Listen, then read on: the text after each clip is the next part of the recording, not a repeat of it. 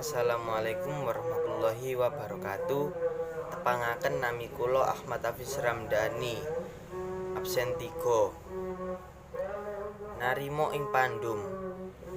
Tembung narima ing pandum wis kerep dirungu lan diucapake. Nanging satemene angel yen dilakoni sajroning urip sedana dinane. Pancen isih akeh banget wong kang ora bisa nampa kalahan kang kudu ditampa. Akeh wong owah pikire saka anggone susah kedelarung-delarung. Kepara malah ora sithik sing nganti nekat lampus diri. Kenyataan iku nuduhake yen satemene wong-wong mau durung bisa nindakake rasa narima ing pandum. Narima ing pandum ngemu teges nampa kanthi ikhlas apa sing ditampa lan apa sing diasilake. Unen-unen iku mujudake wewarah becik kanggo ngengulang watak kang luhur, yaiku watak pasrah lan ikhlas miring peparing lan kuwasaning Gusti kang murbek dumadi. Kuwarah iki ana sambung repete kanggo kepercayan pribadi ing babagan kodrate manungsa sing minangka kawulane Gusti.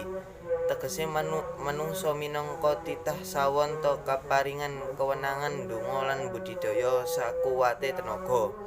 Nanging ora wenang westekake asil utawa pikolahe oleh kudu jumbuh karo apa kang dikarepake. Kabeh pepesten mau mung kagungane Gusti kang akarya jagat. Minangka tuladha, umpamane ana wong kang anggone nyambut gawe wis mumpeng banget, pribasan sirah kanggo sikil kanggo sirah lan ya wis ora kurang-kurange anggone budidaya kanthi ndonga lan ikhtiar.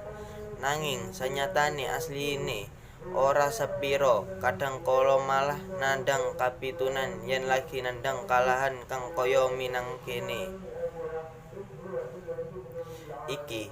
Minangka manungsa lumrah wis samestine atine banjur susah lan ngersula yen wong sing cekak pikire sing ora bisa nampa kalahanan mau kanthi ikhlas, bisa-bisa pikirane malah ngembyawara nganti kuwani nyalahani Gusti Allah sing jare ora adil. Nanging beda yen manungsa mau eling marang pitutur narima ing pandum, anggone susah lan ngersula mau ora bakal kedawa-dawa kanggo munggel pikiran kang susah ben ora kecabut mutung enggal-enggal ngelengono pasrah miring kuwasaning Gusti. Wusana gelem nampa kahanan mau kanthi lila legawa lan percaya yen kabeh mau mung wujud percobaan ning urip.